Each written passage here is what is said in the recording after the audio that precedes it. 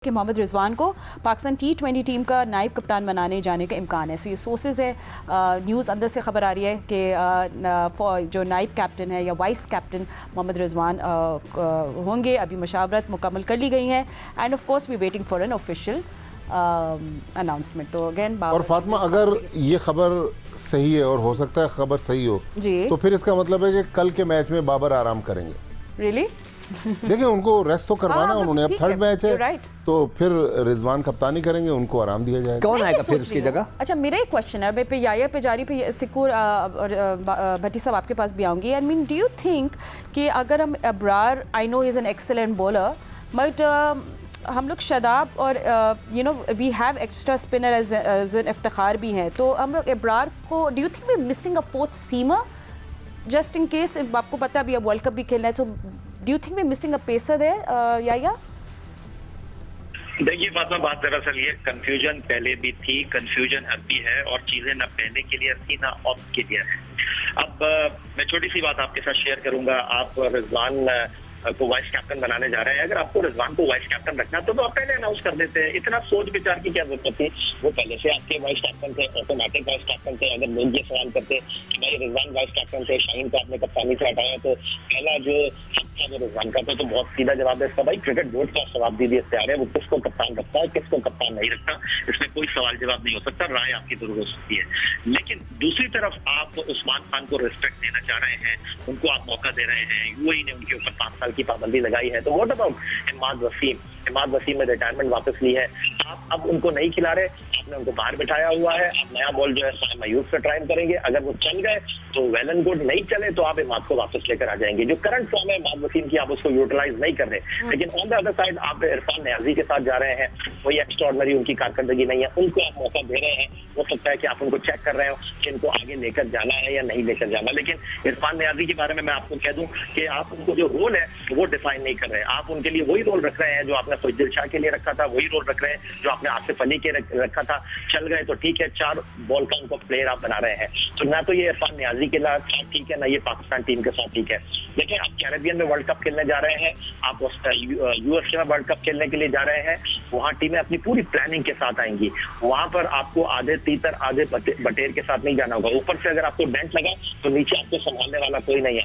एक बार फिर मैं आपको कह दूं कि पाकिस्तान टीम की स्ट्रेंथ पाकिस्तान की बॉलिंग थी, पाकिस्तान की बॉलिंग है और पाकिस्तान की बॉलिंग रहेगी। मोहम्मद आमिर के आने के बाद पाकिस्तान की बॉलिंग को जो इस्तेहकाम मिला है, वहाँ दूसरी तरफ बहुत से लोगों के लिए खतरे की घंटी भी बज गई है। But in the end of the day अभी तो आपने कुछ देखा ही नहीं है ना। सो वी विल यही सीरीज, यही जो सीरीज़ है ये तय करेंगे कि हमारी प्लेइंग 11 किस तरह शेप अप करी। So we have to first wait and watch. अभी तो हमने कोई मैच ही नहीं देखा। तो but Sikku, what is your thought on getting a fourth seamer? You know, I know it's a difficult decision. हाँ, कल भी मैं जिक्र कर रहा था कि जो ख़वातीन का जो मैच हो रहा था, अगर आप टीवी पे, मैंने तो ग्राउंड नहीं गया, हो सकता है T20 में मैं एक आधे मैच में जाऊँ देखने के लिए। ये जो पिचेस मुझे नज़र आ रही है सफ़ेद चिट्टी, हम लोग पूरे सारी ज़िंदगी पाकिस्तान में ही खेलें, तो इस किस्म की जो चिट्टी विकटें होती है उसमें मैंने देखा सारे स्लो बॉलर्स, स्पिनर्स बॉल करा रहे हैं, इसका फिर मज़ा ख़राब हो जाता है। आपके पास टाइम था, आप ग्राउंड में इनको कहते, PSL के बाद 2-1 हफ्ते मिले थे, कोई क्रिकेट नहीं हो रही थी, एक अच्छी पिच बना देते, थोड़ी घास लगवा देते। मैंने कई दफ़ा अपने ग्राउंड्स पे करा चुका हूँ जब मैं क्रिकेट सेंटर ऑफ पाकिस्तान में था। तो पिचेस को आप बेहतर बनाएं। अगर आपके पास वहाँ पर भी फ्लैट पिच है तो चौथा पेसर लेके आप क्या करेंगे?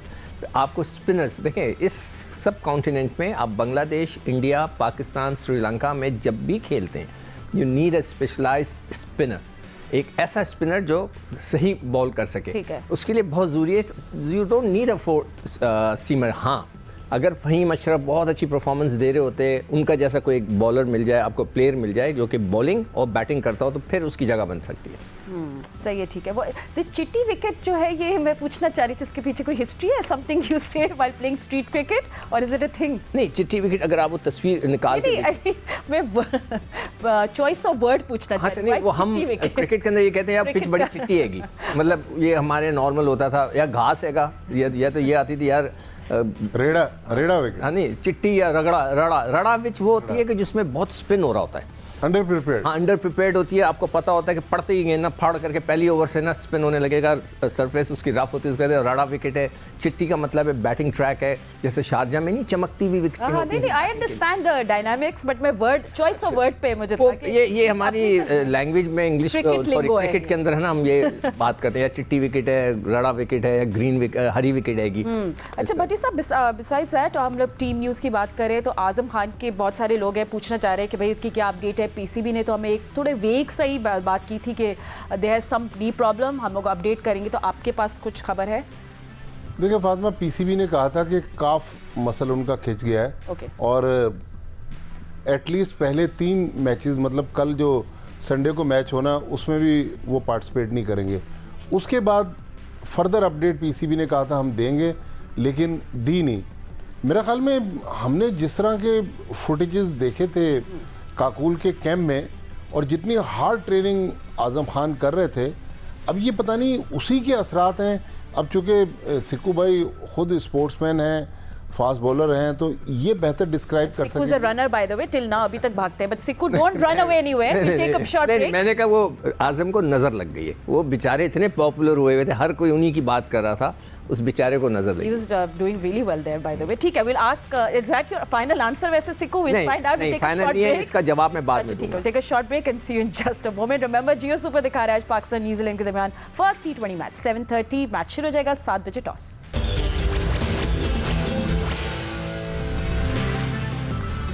Welcome back after the break. Pakistan New Zealand second T20 match आज खेलेगा रावलपिंडी क्रिकेट स्टेडियम में।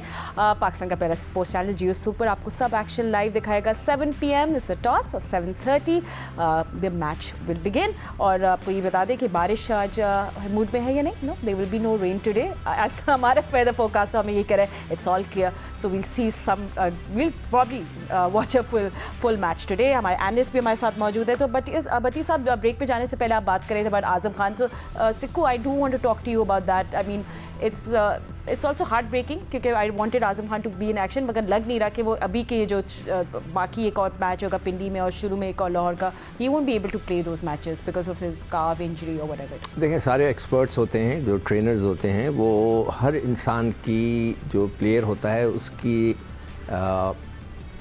फिज़ीक, उसका काम और उसका वो किस किस्म का प्लेयर है, उसके बेस के ऊपर जो है वो उसके ऊपर ट्रेनिंग होती है। जैसे एक फास्ट बॉलर है, उसको स्टेमिना की ज़रूरत है, उसको स्प्रिंटों की ज़रूरत है, उसका ट्रेनिंग थोड़ी सी डिफरेंट होती है। एक नॉर्मल विकेट कीपर है, उसकी ट्रेनिंग डिफरेंट होगी। उसको आप फास्ट बॉलर वाली स्प्रिंटें लगा के उसका हशर नशर नहीं कर देंगे, कभी ऐसा नहीं होता। तो ये एक फ़र्क है, तो उसको मेंटेन करना पड़ेगा। तो आई एम श्योर अल्लाह करे उसकी ज़्यादा इंजरी ना हो। जब तक कि पूरी अपडेट नहीं आती उसकी इंजरी की, मैं इस पर अभी कमेंट्स नहीं देना चाहता ज़्यादा। अच्छा फातिमा, ये जो इंजरीज़ का इशू है, हारिस रऊफ़ वो भी रीहैब के मरहले से गुजर रहा है, इधर आज़म खान की भी इंजरी हो गई। अब देखें, अब जो कमिंग संडे है, सैटरडे है, आज के बाद जो 8 दिन बाद, मेरा ख्याल मंडे तक तकरीबन 10 दिन में पाकिस्तान की टीम अनाउंस हो जाएगी फॉर T20 वर्ल्ड कप।